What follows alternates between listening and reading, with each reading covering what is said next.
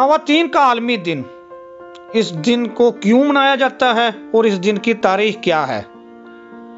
आज की इस पूरी वीडियो के अंदर हम लोग इसी चीज़ को कवर करने की कोशिश करेंगे और आप तक मालूमात पहुंचाएंगे कि ये ख़वातीन का आलमी दिन क्यों मनाया जाता है और इस दिन की मुनासबत से क्या क्या कुछ होता है। हो सकता है कि आप में से किसी ने ख़वातीन के आलमी दिन के बारे में media, social media, print media में सुना और पढ़ा हो, या फिर अपने दोस्तों को इसके बारे में बात करते हुए सुना हो। लेकिन ये दिन किस लिए होता है, ये दिन कब होता है, क्या ये कोई एक जश्न है, कोई एहतजाज है या कोई तकरीब है, और इस साल इस मौके की मुनासबत से कौन कौन सी तकरीबात हो रही हैं, इन सभी सवालों के जवाब इंशाल्लाह हम इस वीडियो में आपको बताएंगे। ये शुरू कैसे हुआ। ख़वातीन का आलमी दिन एक मजदूर तहरीक के तौर पर शुरू हुआ था और अब यह अक़वाम मुत्तहिदा की जानिब से तस्लीम शुदा एक सालाना दिन है। इस दिन का आगाज 1908 में न्यूयॉर्क शहर से हुआ था, जब 15,000 ख़वातीन ने कम घंटे काम और बेहतर तनख्वाहों और वोट डालने के हक के लिए एहतजाज किया था। इस साल के बाद सोशलिस्ट पार्टी ऑफ अमेरिका ने पहला कौमी योमे निस्वां मनाया था, यानी कि पहला योमे ख़वातीन, फर्स्ट वुमेन डे मनाया गया था। इसको आलमी सतह पर ले जाने का ख्याल क्लारा नामी खतून का था, जो कि कम्युनिस्ट और ख़वातीन के हकूक़ की कारकुन थी।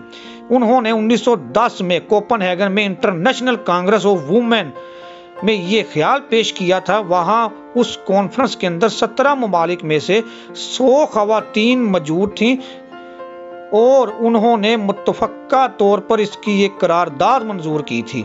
ये पहली मर्तबा ऑस्ट्रिया, डेनमार्क, जर्मनी और स्विट्ज़रलैंड में 1911 में मनाया गया। इसके 100 साल 2011 में मुकम्मल हो चुके हैं।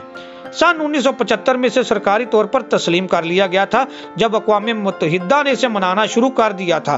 सन 1996 में पहली मर्तबा इसको एक थीम दिया गया था, जब अक़वाम मुत्तहिदा ने इसे माजी का जश्न और मुस्तकबिल भी की मनसूबा बंदी के हवाले से ये दिन मनाया था। 8 मार्च की तारीख ही क्यों रखी गई है इस दिन को मनाने के लिए। क्लारा ने ख़वातीन के आलमी दिन के लिए कोई खास तारीख मुंतखब नहीं की थी। ये 1917 तक मुतय्यन भी नहीं हुई थी, जब पहली आलमी जंग के दौरान रूसी ख़वातीन ने रोटी और अमन के मुतालबात के साथ हड़ताल कर दी थी, तो 4 दिन के बाद रूसी सरबराह को हुकूमत छोड़नी पड़ी थी और ख़वातीन को वोट का बुरी हक भी मिल गया था। जिस दिन रूस में ख़वातीन की हड़ताल हुई थी वो जुलियन कैलेंडर में 23 फरवरी थी और जो मौजूदा कैलेंडर ईस्वी चल रहा है उसमें 8 मार्च थी, और इसीलिए ये दिन 8 मार्च को ही मनाया जा रहा है। लोग जामनी रंग क्यों पहनते हैं। आलमी योम ख़वातीन के रंगों में जामनी, हरा और सफेद रंग शामिल होता है। जामनी रंग इंसाफ और वक़ार की अलामत है, हरा रंग उम्मीद को जाहिर करता है, सफेद रंग पाकीज़गी के लिए रखा गया है, ताहम ये कदरे मतनाज़ा है। ये रंग बरतानिया में 1908 में वुमेन सोशल पॉलिटिकल यूनियन से निकले हैं। क्या मर्दों का भी कोई आलमी दिन होता है?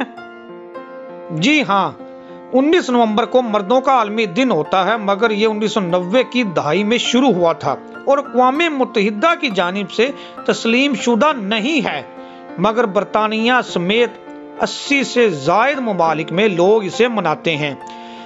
इसके मुंतज़मीन के मुताबिक ये दिन मर्दों की जानिब से इस दुनिया में मस्बत असरात, अपनी फैमिली और कम्युनिटी में मस्बत असरात का जश्न है, और इसका मतलब मनफी ताल्लुकात बिल्कुल नहीं है।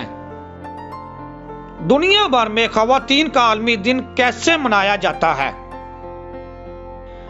ख़वातीन का आलमी दिन कई ममालिक में कौमी तातील का दिन होता है, बेशमूल रूस के, जहां 8 मार्च के आसपास 3-4 दिनों में फूलों की फरोख्त दुगनी हो जाती है।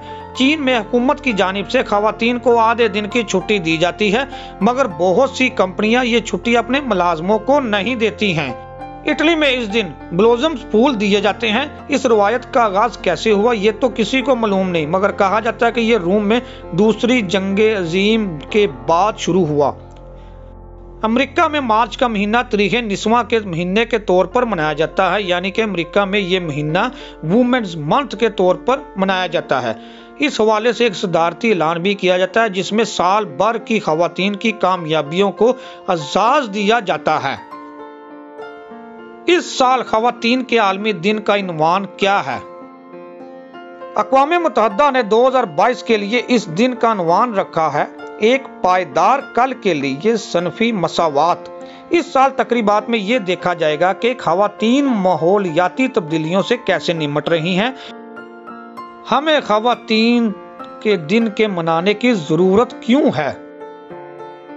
گزشتہ ایک سال میں دنیا بھر کی خواتین کے حقوق کے حوالے سے ہم کچھ پیچھے چلے گئے ہیں۔ افغانستان میں طالبان کے اقتدار سنبھالنے سے لاکھوں افغان خواتین کی زندگی بدل گئی ہے۔ لڑکیوں کو اسکول جانے سے روک دیا گیا ہے، خواتین کے اموار کی وزارت ختم کر دی گئی ہے اور بہت سی خواتین کی ملازمتیں بھی ختم کر دی گئی ہیں۔ برطانیہ میں پولیس اہلکار سارہ کے قتل کے بعد خواتین کے تحفظ پر بحث شروع ہو چکی ہے۔ امریکہ میں اسقاط حمل کے حق میں بھی مختلف تقریبات ہو رہی ہیں۔ سن 2021 میں اقوام متحدہ کی 13 ممالک میں ایک تحقیق کی گئی جس میں یہ پتہ چلا ہے کہ تقریباً 45% خواتین نے یا تو خود تشدد سہا یا کسی جاننے والی خاتون کے بارے میں تشدد کی کہانیاں سنی ہیں۔